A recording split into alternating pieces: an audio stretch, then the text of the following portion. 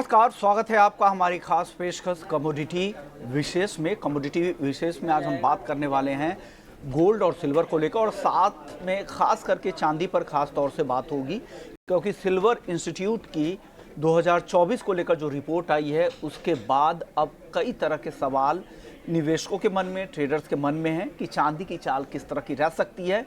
इस रिपोर्ट के जरिए क्या इन्वेस्टमेंट का नज़रिया बनाना चाहिए, क्या अपने निवेश में बदलाव करना चाहिए, आज तमाम इन मुद्दों पर चर्चा करेंगे और सिल्वर पर ख़ास तौर से कवर करेंगे सिल्वर को। हमारे साथ तीन मेहमान हैं। राहुल मेहता हैं, एमडी हैं सिल्वर एम्पोरियम के। चिंतन मेहता हैं हमारे साथ, अवांस होल्डिंग्स के सीईओ हैं, और मानव मोदी हैं मोतीलाल ओसवाल से, और बुलियन मार्केट को ये खास तौर से ट्रैक करते हैं, गोल्ड सिल्वर के मार्केट को काफ़ी क्लोजली ये ट्रैक करते हैं। इनसे समझेंगे गोल्ड और सिल्वर के मार्केट को। लेकिन शुरुआत सिल्वर इंस्टीट्यूट की उस रिपोर्ट के साथ जिसमें 2024 को लेकर उन्होंने कहा है कि 120 करोड़ औंस चांदी की मांग रहने का अनुमान है। इंडस्ट्रियल मांग से यहाँ पर कीमतों को सपोर्ट मिल सकता है, और इस साल चांदी में फिर नया रिकॉर्ड बनने का अनुमान सिल्वर इंस्टीट्यूट ने लगाया है। इंटरनेशनल एसोसिएशन है सिल्वर इंस्टीट्यूट, और देश के बड़े प्रोड्यूसर्स और बड़े जो पार्टिसिपेंट्स हैं सिल्वर के, वो भी इसके मेंबर है। तो ये काफ़ी अहम है, उनकी रिपोर्ट जो ये जारी हुई है, इसलिए इस पर काफ़ी लोगों का भरोसा भी है। सिल्वर इंस्टीट्यूट का कहना है कि ऑटो, सोलर पैनल, ज्वेलरी और इलेक्ट्रॉनिक सेक्टर से जो मांग आएगी वो चांदी की कीमतों को यहाँ से ड्राइव कर सकते हैं, और कॉमेक्स पर चांदी $30 के ऊपर भी जा सकता है। कॉमेक्स पर चांदी $30 हमने 2013 में देखा था, तो वहाँ उस तेजी को सरपास करके चांदी फिर से नया रिकॉर्ड इंटरनेशनल मार्केट में भी बना सकती है, और घरेलू बाजार में तो बनेगी ही। सिल्वर इंस्टीट्यूट का कहना है कि सिल्वर वेयर की मांग 9% इस साल बढ़ने का अनुमान है, वहीं ज्वेलरी की डिमांड इस साल 6% बढ़ने का अनुमान है। लेकिन जो पहला हाफ होगा, यानी जो जून तक का जो समय होगा सिल्वर के लिए, वो बहुत अच्छा नहीं रहेगा, यानी 2 तिमाही कैलेंडर ईयर के अच्छे नहीं रहने वाले हैं। लेकिन आगे चांदी के लिए माहौल अच्छा होगा, फिर वहाँ से बड़ी रैली। जब एक बार गोल्ड नया रिकॉर्ड बना देगा तो चांदी भी रिकॉर्ड की तरफ तेजी से बढ़ेगी, फिर उसके बाद सोने को चांदी आउट परफॉर्म कर सकते हैं। चलिए एक एक करके सवाल लेते हैं। सबसे पहले आपसे मानव, आप गोल्ड और सिल्वर दोनों को काफ़ी क्लोजली ट्रैक करते हैं, क्या लग रहा है आपको, सिल्वर इंस्टीट्यूट की इस रिपोर्ट पे भरोसा करें, और आपको भी लग रहा है कि जो चांदी के लिए जो सेकेंड हाफ होगा वो काफ़ी बेहतर रहने वाला है? क्या कहेंगे आप इस पर मानव?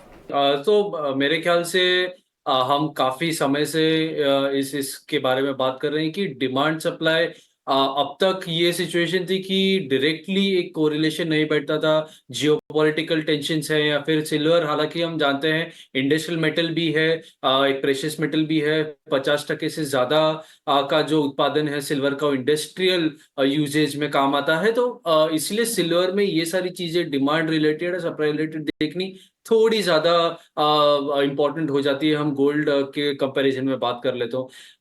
हम अगर पिछले 2 साल का अगर रिपोर्ट देख लें, अगर हम सिल्वर इंस्टीट्यूट की बात करें सर, तो उन्होंने पिछले 2 साल से यही बताया है कि सिल्वर मार्केट में बहुत ज्यादा डेफिसिट है। मेरे ख्याल मतलब अगर अगर मैं बताऊं, डिमांड बहुत ज्यादा है लेकिन सप्लाई उतनी पूरी नहीं पड़ पा रही है। अगर मैं 2022 की बात करूं तो डोमेस्टिक फ्रंट पे ही सिल्वर की इंपोर्ट बहुत ज्यादा थी, ऑलमोस्ट क्लोज टू 9,000 के आसपास थी, 9,000 टन के आसपास।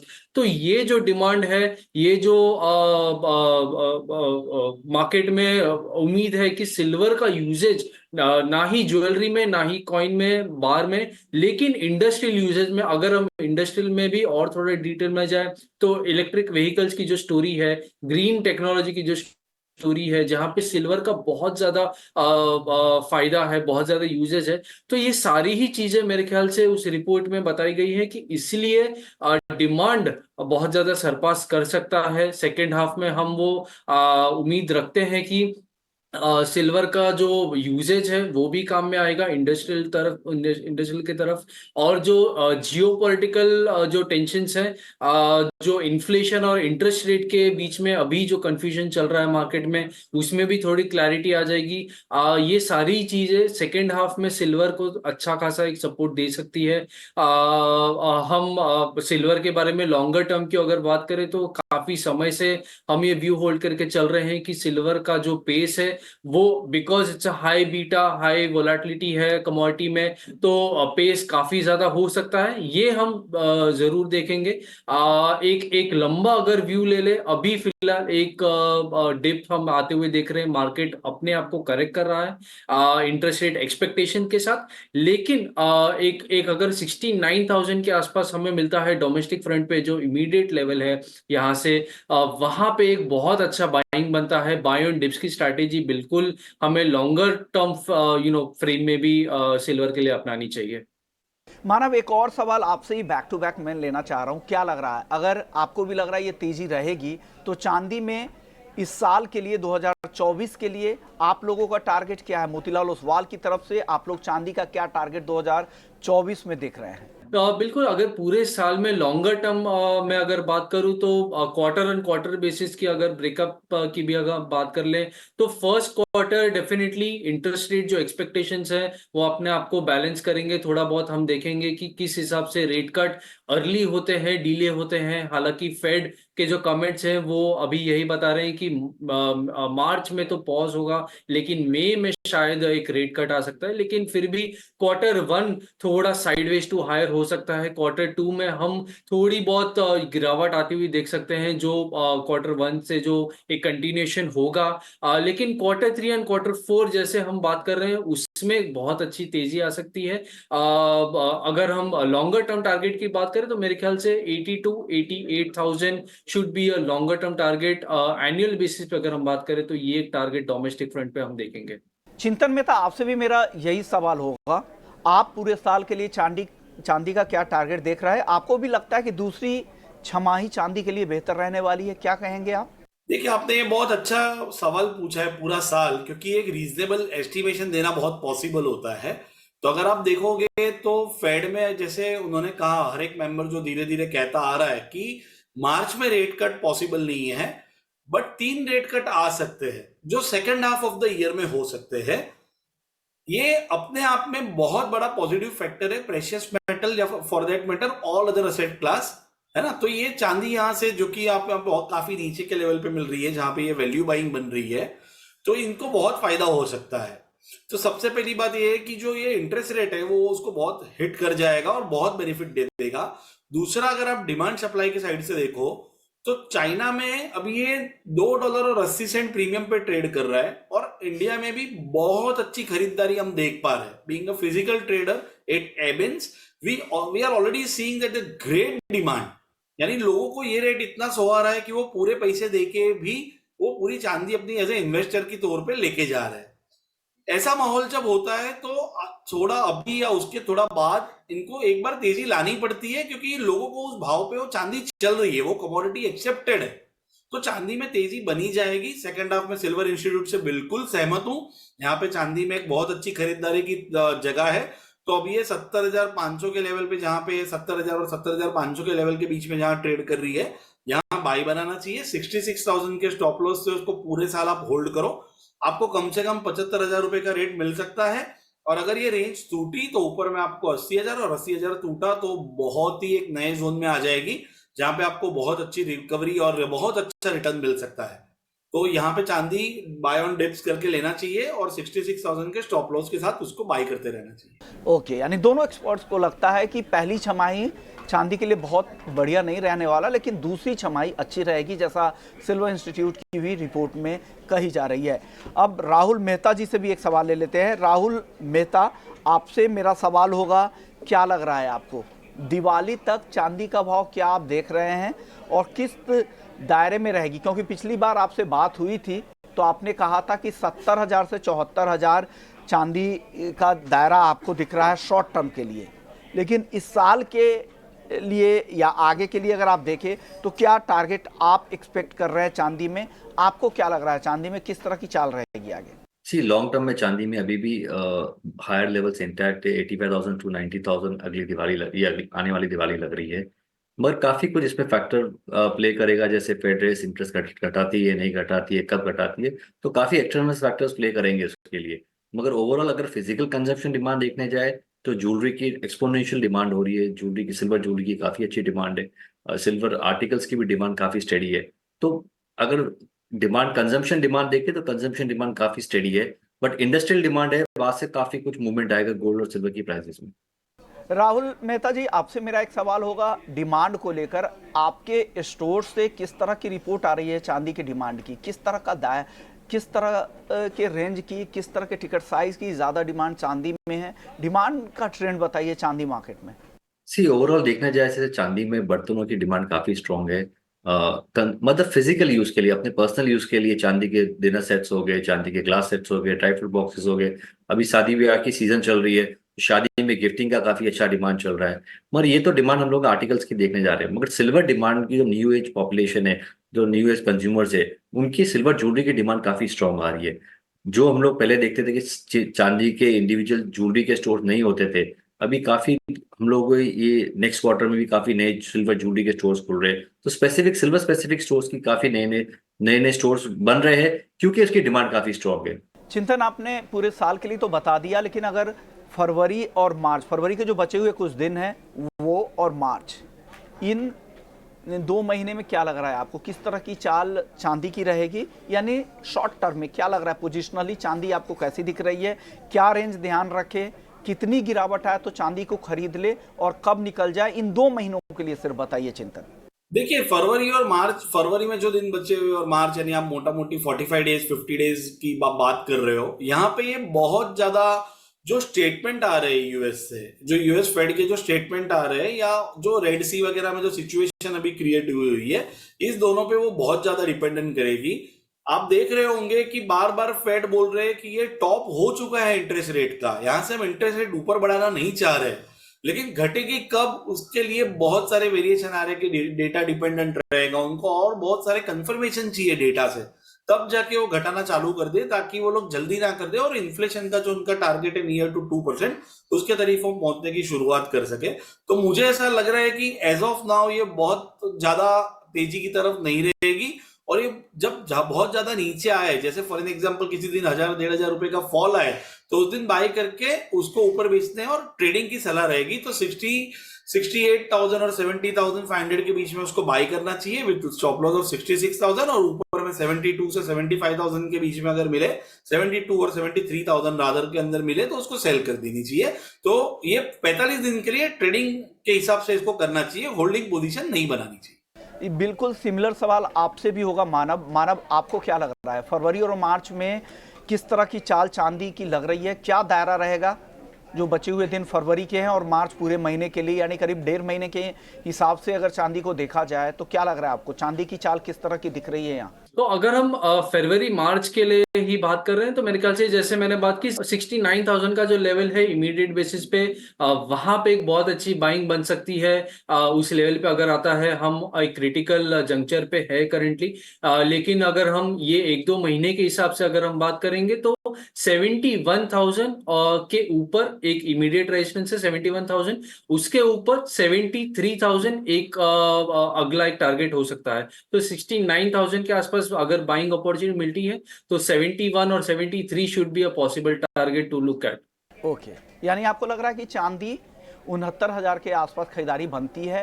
पहला रेजिस्टेंस 71,000 जब पार चांदी करेगी, उसके बाद आपको लग रहा है कि 73,000 के आसपास एक और रेजिस्टेंस आ सकता है। तो ये 2 रेजिस्टेंस क्रॉस करना होगा चांदी को, फिर बड़ी तेजी दिखेगी। लेकिन शॉर्ट टर्म में आप दोनों को लग रहा है कि एक रेंज ही है। होम स्टे बनाने या विस्तार के लिए 60,000 रुपए और मरम्मत के लिए 25,000 रुपए प्रति कमरा की दर से अनुदान मिलता है। Hey, did you know? The MG Hector diesel with sunroof is now at just 17.5 lakhs. If that were true, pigs would fly. This is your captain. If you look to your left, you will see a rare flock of flying pigs. Oh, Teri. Yes, the MG Hector Diesel 2024 with a large touchscreen now starts at an unbelievable price of rupees 17.5 lakhs. Rashi Peripherals Limited, one of the fastest growing national distribution partner for global technology brands in India, launches an initial public offering of equity shares of face value of 5 rupees each through the book building process with a price band of 295 rupees to 311 rupees per equity share. Bid offer opens on Wednesday, February 7, 2024 and closes on Friday, February 9, 2024. For risk factors and more details, please refer to the RHP available on the websites of SEBI, BRLM, stock exchanges and the company.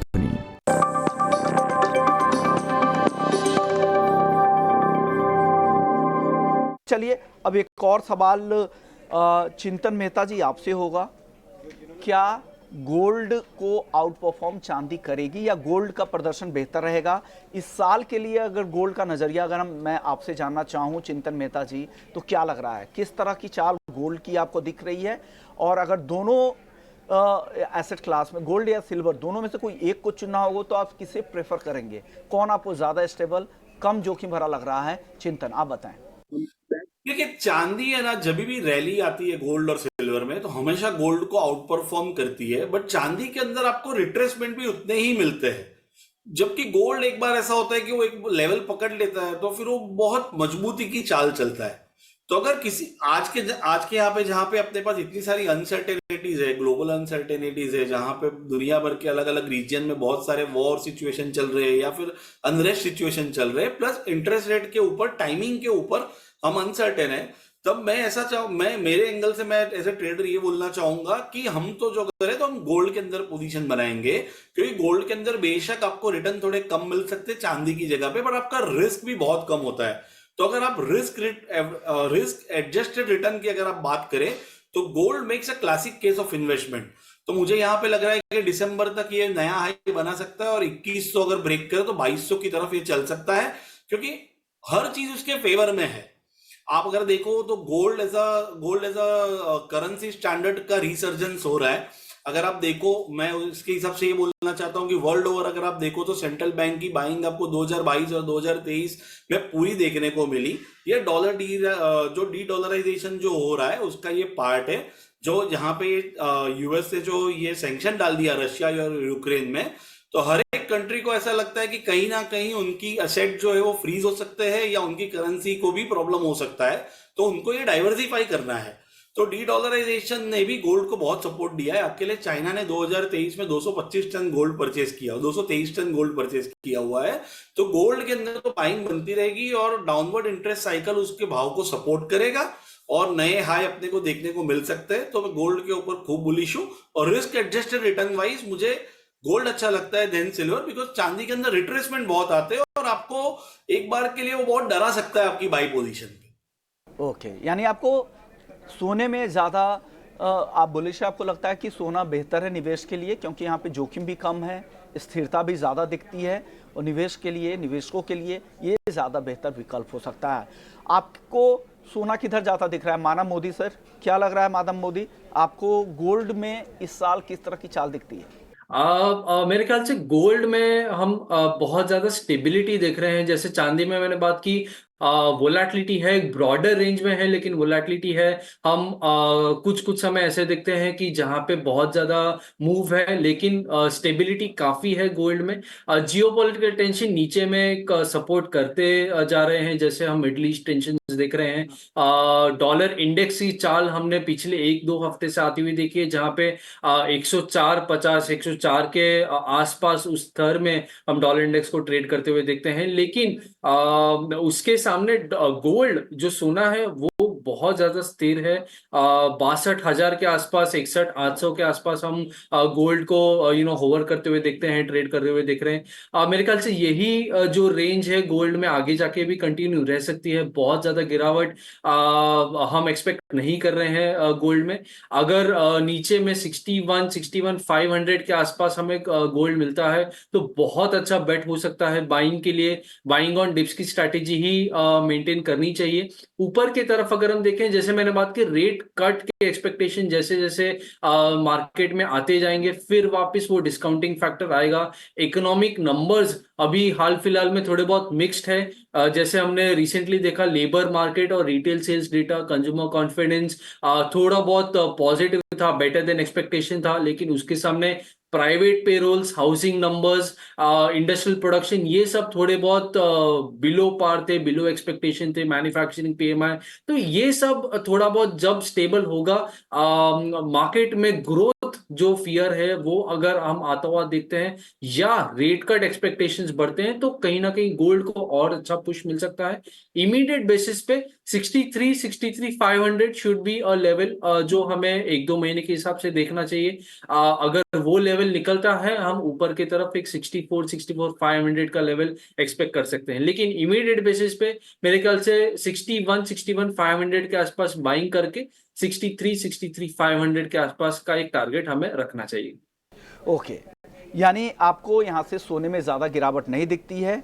61,500 के आसपास आने पर आप कह रहे हैं कि सोने को खरीदना चाहिए।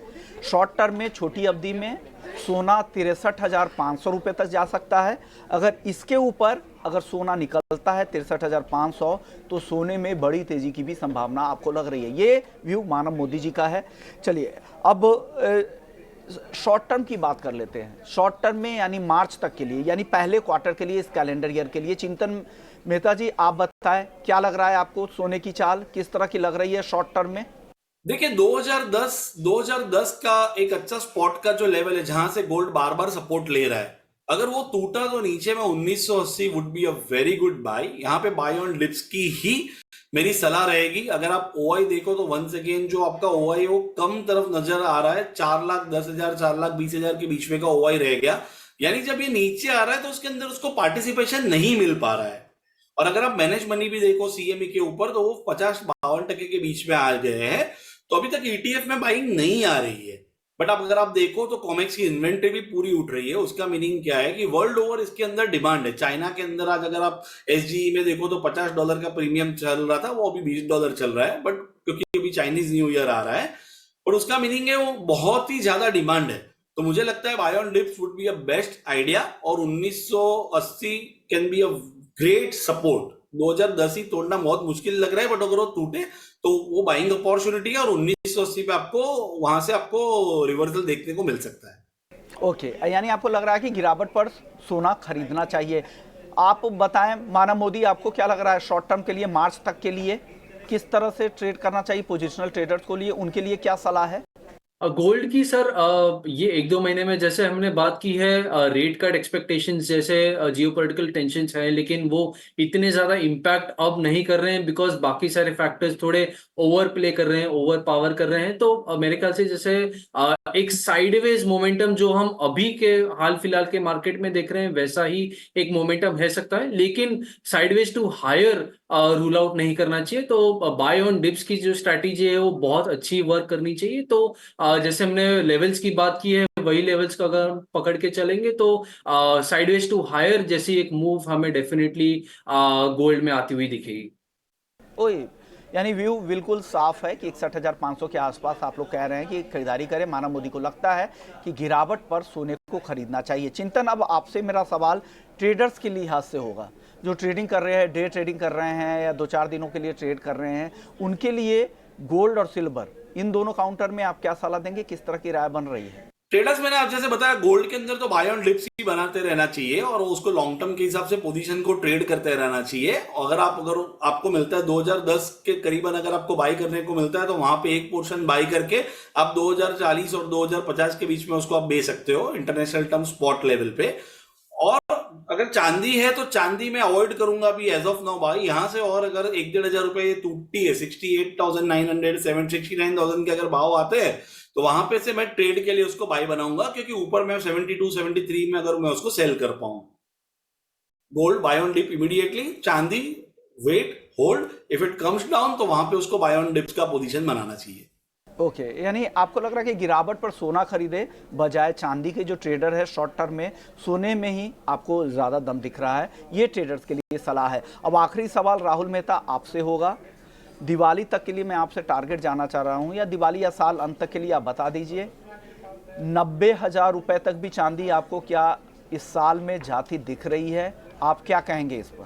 जी, ओवरऑल चांदी की अगर दिवाली तक देखने जाए तो हमें 85,000 से 95,000 का बैंड लग रहा है सिल्वर में ऊपर की स्तर पे। ओके, यानी आपको लग रहा है कि चांदी इस साल 85 से 95,000 रुपए तक जा सकती है। यानी जो दोनों एक्सपर्ट्स हैं लंबी अवधि के लिए तो चांदी में भी काफ़ी बुलिश है, और गोल्ड में शॉर्ट टर्म, मीडियम टर्म और लॉन्ग टर्म, तीनों किसी भी अवधि में आप गोल्ड में यहाँ पर पैसा लगा सकते हैं, क्योंकि इनको लगता है कि स्थिरता ज़्यादा रहेगी, जोखिम कम है, इसलिए गोल्ड पर इनका भरोसा ज़्यादा है। शुक्रिया राहुल मेहता आपका, चिंतन मेहता आपका और मानव मोदी आपका। आप तीनों मेहमानों ने गोल्ड और सिल्वर पर अपनी राय रखी। तो इस गोल्ड और सिल्वर पर खास रिपोर्ट में फिलहाल इतना ही, लेकिन बाकी खबरों के लिए आप बने रहिए हमारे साथ। नमस्कार।